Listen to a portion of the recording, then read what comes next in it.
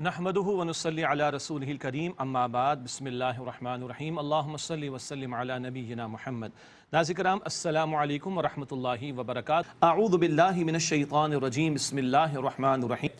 اب ایک بستی کا ذکر ہے، متعین نہیں ہے، اہل علم کی کئی آراء ہیں۔ 3 رسولوں کو یہاں پر بھیجا گیا اور کیا ان کے ساتھ قوم نے معاملہ کیا، پھر ایک بندہ مومن کا ذکر آئے گا جو شہید بھی کر دیا گیا۔ یہ موضوعات اگلے رکوع میں آ رہے ہیں، رسالت ہی کے بیان میں یہ سلسلہ جاری ہے۔ وَضْرِبْ لَهُمْ مَثَلًا أَصْحَابَ الْقَرْيَةِ، اور اے نبی علیہ السلام ان کے لیے بستی والوں کا قصہ بیان کیجئے۔ اِذْ جَاءَهَا الْمُرْسَلُونَ، جب ان کے پاس رسول آئے۔ اِذْ أَرْسَلْنَا إِلَيْهِمُ اثْنَيْنِ فَكَذَّبُوهُمَا فَعَزَّزْنَا بِثَالِثٍ، جب ہم نے ان کی طرف 2 رسول بھیجے تو ان لوگوں نے ان دونوں کو جھٹلایا، پھر ہم نے تیسرے رسول سے ان کو تقویت دی۔ پتہ چلا ایک ہی وقت میں ایک ہی علاقے میں 3 رسول ہیں۔ اللہ اکبر، تو ایک وقت میں کئی رسول بھی اللہ تعالیٰ نے ماضی میں بھیجے۔ فَقَالُوا إِنَّا إِلَيْكُمْ مُرْسَلُونَ، پس انہوں نے کہا کہ بے شک ہم تمہاری طرف بھیجے گئے رسول ہیں۔ قَالُوا مَا أَنْتُمْ إِلَّا بَشَرٌ مِثْلُنَا، ان لوگوں نے کہا تم تو محض ہماری طرح کے انسان ہو۔ وَمَا أَنزَلَ الرَّحْمَنُ مِنْ شَيْءٍ، اور رحمان نے تو کچھ بھی نازل نہیں کیا۔ إِنْ أَنْتُمْ إِلَّا تَكْذِبُونَ، تم تو محض بس جھوٹ بولتے ہو، معاذ اللہ، یہ قوم کا جواب تھا۔ قَالُوا رَبُّنَا يَعْلَمُ إِنَّا إِلَيْكُمْ لَمُرْسَلُونَ، رسولوں نے کہا بے شک ہمارا رب جانتا ہے کہ بے شک ہم تمہاری طرف بھیجے گئے ہیں، اللہ نے ہمیں رسول بنا کر بھیجا۔ وما علینا الا البلاغ المبین، اور ہمارے ذمہ تو بس یہی ہے کہ صاف پیغام کو پہنچا دے، تم نہ مانو تمہارا چوائس۔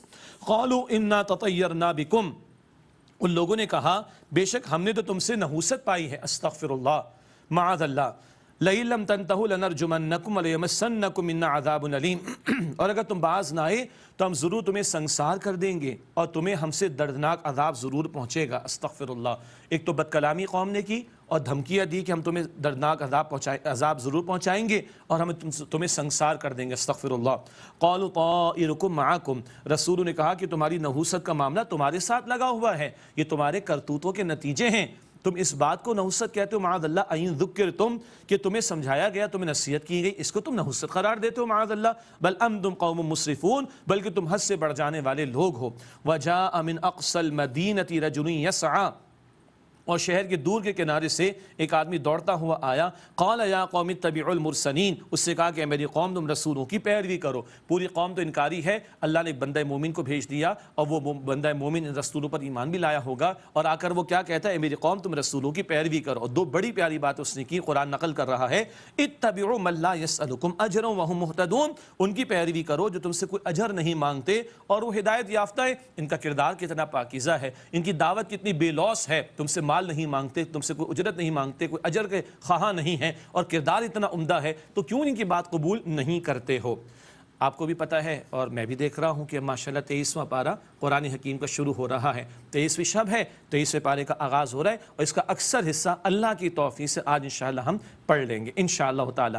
23ویں پارے کا آغاز، وَمَا لِيَ لَا أَعْبُدُ الَّذِي فَطَرَنِي وَإِلَيْهِ تُرْجَعُونَ، اور مجھے ایسا کیا ہو گیا معاملہ کہ میں اس کی عبادت نہ کروں جس نے مجھے پیدا کیا اور اسی کی طرف تم لوٹائے جاؤ گے۔ تو پیدا کرنے والا وہ ہے تو عبادت بھی اسی کی ہونی چاہیے، اس کی طرف لوٹ کر جانا، جواب اس کو دینا ہے تو ماننی اس کی چاہیے، نہ کہ اپنی منچاہی اس باتوں پر عمل درآمد ہو۔ أَأَتَّخِذُ مِن دُونِهِ آلِهَةً إِن يُرِدْنِ الرَّحْمَنُ بِضُرٍّ لَا تُغْنِ عَنِّي شَفَاعَتُهُمْ شَيْئًا وَلَا يُنْقِذُونَ، کیا میں اس اللہ کے سوا ایسے معبود بنا لوں کہ اگر اللہ مجھے نقصان پہنچانا چاہے رحمان تو ان کی سفارش میرے کام کچھ بھی نہ آئے اور نہ وہ معبود مجھے چھڑا سکیں، تو ایسوں کو پکارنے کا کیا فائدہ؟ انی اذا لفی ضلال مبین، بے شک اس وقت تو میں کھلی گمراہی میں ہو جاؤں گا۔ انی آمنت بربکم فاسمعون، بے شک میں تمہارے رب پر ایمان لایا پس تم میری بات سنو۔ بڑا پیارا انداز ہے کمیونیکیشن کے اعتبار سے، تمہارے رب پر ایمان لایا، ارے جس کو میں مانتا ہوں وہ میرا بھی رب ہے اور تمہارا بھی رب ہے۔ قیل ادخل الجنہ، کہا گیا تو جنت میں داخل ہو جا۔ اللہ اکبر، قوم نے اس کی دعوت کو برداشت نہ کیا اور قوم نے اس بندہ مومن کو شہید کر دیا، اور جیسے شہید ہوا اور برزخ کا معاملہ، وہ تو جنت میں اس کا معاملہ گزر رہا ہوتا ہے، جنت کی نعمتوں سے وہ استفادہ کر رہا ہوتا ہے، تو شہید کا معاملہ فوراً کیا ہے، شہادت کے بعد جنت کی نعمتوں سے استفادہ شروع۔ کہا گیا قیل ادخل الجنہ، ارشاد ہوا تو جنت میں داخل ہو جا۔ قال یا لیت قومی یعلمون، اس سے کہا اے کاش میری قوم اس بات کو جانتی، بما غفر لی ربی وجعلنی من المکرمین، کہ میرے رب نے مجھے بخش دیا اور مجھے اپنے نوازے ہوئے لوگوں میں سے کر دیا۔ سبحان اللہ، ایمان والے کتنے پیارے لوگ ہوتے ہیں۔ ادھر چلا گیا مگر ادھر والوں کی فکر ہے، کاش ان کو سمجھ آ جائے، گھر والے بھی شاید پیچھے رو رہے ہوں، ارے ان کو بھی سمجھ آ جائے، قوم نافرمانے ان کو بھی سمجھ آ جائے کیسا میرے رب نے مجھے نوازا ہے۔ یہ ایمان والا اتنا بڑا دل رکھتا ہے کہ لوگوں کی فکر کرتا ہے، ادھر بھی اور ادھر جا کر بھی لوگوں کی فکر کر رہا ہوتا ہے. سبحان اللہ. وما انزلنا علی قوم من بعد من جند من السماء وما كنا منزلین، اور ہم نے اس کے بعد اس کی قوم پر کوئی لشکر نہیں اتارا آسمان سے، مراد فرشتوں کا، اور نہ ہی ہم اتارنے والے تھے. کوئی بڑا اہتمام اس قوم کو تباہ کرنے کے لیے اللہ نے نہیں فرمایا. صرف فقط کیا ہوا؟ ان کانت الا صیحۃ واحدہ، بس ان کی سزا تو یہ تھی کہ ایک زوردار ہولناک آواز، فاذا ہم یہ خامدون، پس وہ بجھ کر رہ گئے. بڑی انہوں نے مخالفت کی، بڑا جوش دکھایا، بڑی گرمی دکھائی پیغمبروں کی مخالفت پر، اور اللہ نے کیا کیا؟ ایک زوردار چیخ، مفسرین نے لکھا فرشتے کی چیخ تھی، اور اس آواز سے سارے ہلاک کر کے بجھا دیے گئے، راکھ کا ڈھیر بنا دیے گئے. ان کا سارا جوش غصہ وہ ختم ہو گیا، اور اللہ تعالیٰ نے اس نافرمان قوم کو ہلاک کر ڈالا. یا حسرتاً علی العباد، ہائے حسرت بندوں پر. یہ بندوں کے انداز سے بندوں ہی کے لیے کلام ہے. یا حسرتاً علی العباد، ہائے حسرت بندوں پر. ما یاتی من رسول الا کانوا بہ یستہزئون، ان کے پاس کوئی رسول نہیں آیا مگر وہ لوگ اس کا مذاق اڑایا کرتے تھے، معاذ اللہ. الم یروا کما اہلکنا قبلہم من القرون انہم الیہم لا یرجعون، کیا انہوں نے نہیں دیکھا کہ ہم نے ان سے پہلے کتنی بستیاں ہلاک کر ڈالیں کہ وہ ان کی طرف لوٹ کر نہیں آئیں گے؟ کیا انجام نہیں دیکھا پچھلوں کا؟ عبرت حاصل نہیں کی؟ وَإِن كُلٌّ لَمَّا جَمِيعٌ لَدَيْنَا مُحْضَرُونَ، اور کوئی ایسا نہیں مگر سب کے سب ہمارے روبرو حاضر کیے جائیں گے. یہ 2 رکوع مکمل ہوئے، رسالت کا موضوع آیا. اب تیسرے رکوع میں توحید کا بیان. سورہ یاسین قرآن کا دل، اور قرآن کی سورت سورہ یاسین کا دل یہ اگلا رکوع ہے. توحید کا بڑا جامع بیان، اللہ کی قدرتوں کا، اللہ کی نشانیوں کا تذکرہ. وآیۃ لہم الارض المیتہ، اور مردہ زمین ان کے لیے ایک نشانی ہے. احییناہا واخرجنا منہا حبا فمنہ یأکلون، ہم نے اسے زندہ کیا اور ہم نے اس سے اناج نکالا، بس وہ اس سے کھاتے ہیں. وجعلنا فیہا جنات من نخیل واعناب فجرنا فیہا من العیون، اور ہم نے اس میں ایسے باغات اگائے، یہ باغات لگائے کھجور اور انگور کے، اور ہم نے اس میں چشمے جاری کیے. لیأکلوا من ثمرہ، تاکہ اس کے پھلوں سے کھائیں. وما عملتہ ایدیہم، اور اسے ان کے ہاتھوں نے نہیں بنایا. افلا یشکرون، تو کیا وہ شکر نہیں کریں گے؟ ارے بیج بھی اللہ ہی نے پیدا کیا تھا، اور بیج ڈالنے کے بعد تم کیا زمین برابر کرتے ہو؟ اندر نشوونما کون کرتا ہے؟ اس کی پرورش کون کرتا ہے؟ اس کا پروان کون چڑھاتا ہے؟ اس کی حفاظت کون کرتا ہے؟ اس کو زمین کو پھاڑ کر نکلنے کی، کوپل کی شکل اختیار کرنے کی توفیق کون دیتا ہے؟ اس کو اگنا، اس کے بعد اس کی حفاظت کون فرماتا ہے؟ تم یا اللہ؟ اللہ اکبر. افلا یشکرون، کیا وہ شکر ادا نہیں کرتے؟ سبحان الذی خلق الازواج کلھا مما تنبت الارض ومن انفسہم ومما لا یعلمون، پاک ہے وہ ذات اللہ کی جس نے ہر چیز کے جوڑے بنائے، اس میں سے جو زمین اگاتی ہے، اور خود ان کی جانوں میں سے جوڑے بنائے، اور ان میں سے بھی جنہیں یہ ابھی جانتے نہیں. سبحان اللہ. پودوں میں بھی میل فیمیل کا تصور موجود ہے، بتا رہا ہے قرآن، اور آج ہم تصور سمجھ چکے ہیں، جان چکے ہیں. انسانوں میں جوڑے سمجھ میں آنے والی بات، جانوروں میں جوڑے سمجھ میں آنے والی بات، اور ان چیزوں میں جنہیں نہیں جانتے. آج انسان نے تھوڑا سا جانا، الیکٹران پروٹون کا بھی جوڑا نظر آ گیا. الیکٹریسٹی کے اندر بھی دیکھیں نیگیٹو چارج پازیٹیو چارج ہمیں نظر آتا ہے. جوڑے ہیں نا، اللہ اکبر. نہ جانے مستقبل میں اور کون کون سے جوڑے سامنے آ جائیں. وآیۃ لہم اللیل، اور ان کے لیے رات ایک نشانی ہے. نسلخ منہ النہار فاذا ہم مظلمون، ہم دن کو اس سے کھینچ لیتے ہیں تو اچانک وہ اندھیرے میں رہ جاتے ہیں. یہ رات کی تاریک چادر اللہ اڑھا دیتا ہے گویا کہ دن پر.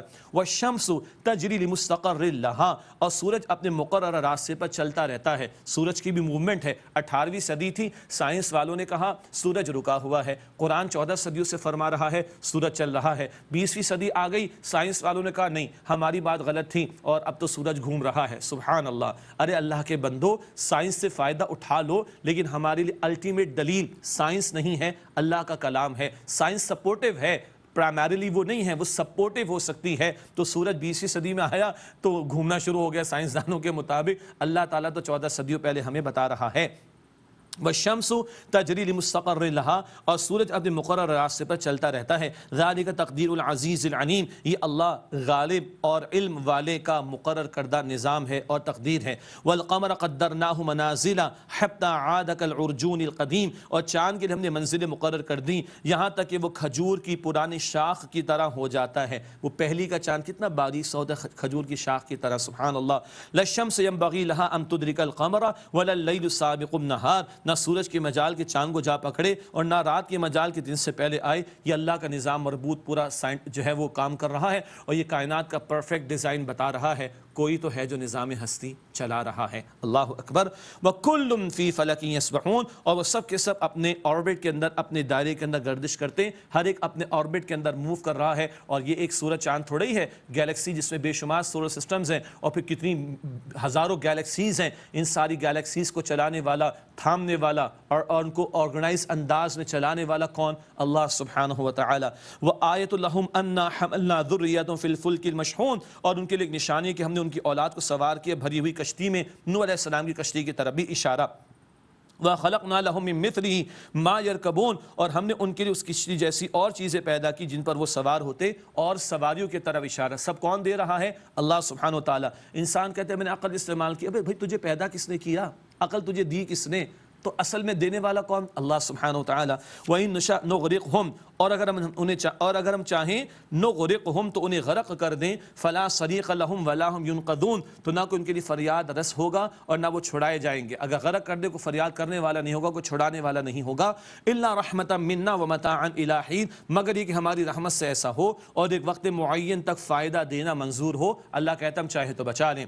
وَإِذَا قِيلَ لَهُمُ اتَّقُوا مَا بَيْنَ أَيْدِيكُمْ وَمَا خَلْفَكُمْ لَعَلَّكُمْ تُرْحَمُونَ، اور جب اس سے کہا جاتا ہے کہ تم اس سے ڈرو جو تمہارے سامنے ہیں اور جو تمہارے پیچھے ہے، شاید تم پر رحم کیا جائے۔ مراد سامنے سے مراد یہ آنے والا عذاب آخرت کا، پیچھے سے مراد پچھلی اقوام کے اوپر آنے والی پکڑ اور انجام ان کا دیکھ لو۔ تو ماضی سے سبق حاصل کرو، مستقبل کا خوف رکھو اور اپنی اصلاح کر لو، لعلکم ترحمون، تاکہ تم پر رحم کیا جائے۔ وما تأتیہم من آیۃ من آیات ربہم الا کانوا عنہا معرضین، اور ان کے پاس ان کے رب کی نشانیوں میں سے کوئی نشانی نہیں آتی مگر وہ اس سے روگردانی کرتے، اللہ کی نشانیوں پر توجہ نہیں کرتے۔ وَإِذَا قِيلَ لَهُمْ أَنفِقُوا مِمَّا رَزَقَكُمُ اللَّهُ قَالَ الَّذِينَ كَفَرُوا لِلَّذِينَ آمَنُوا، اور جب ان سے کہا جاتا ہے کہ جو اللہ نے تمہیں عطا فرمایا اس میں سے خرچ کرو، تو کفر کرنے والے ایمان والوں سے کہتے ہیں أَنُطْعِمُ مَن لَّوْ يَشَاءُ اللَّهُ أَطْعَمَهُ، کیا ہم اسے کھلائیں جسے اللہ تعالیٰ چاہے تو خود کھلا دے؟ استغفر اللہ۔ یہ گراوٹ کی انتہا ہے ان ظالموں کی۔ اللہ نے دنیا کا نظام آزمائش کے طور پر رکھا، کسی کو زیادہ کسی کو کم دیا، اور اخلاقی ہدایت اللہ ہی نے دی کھلانے کے لوگوں کو، مگر ظالم کیا کہتے ہیں؟ جس کو اللہ چاہے گا خود کھلا دے گا، اس کو اللہ نے بھوکا کیوں رکھا؟ استغفر اللہ استغفر اللہ۔ یہ ہے گراوٹ کی انتہا کا معاملہ۔ یہ وہ جو مادہ پرستی کی سوچ رکھنے والے لوگ ہوتے ہیں نا، ان کی گھٹیا سوچ ہوتی ہے۔ ان انتم الا فی ضلال مبین، تم تو صرف کھلی گمراہی میں ہو۔ یہ ایمان والوں کو کہہ رہے ہیں کون؟ کافر۔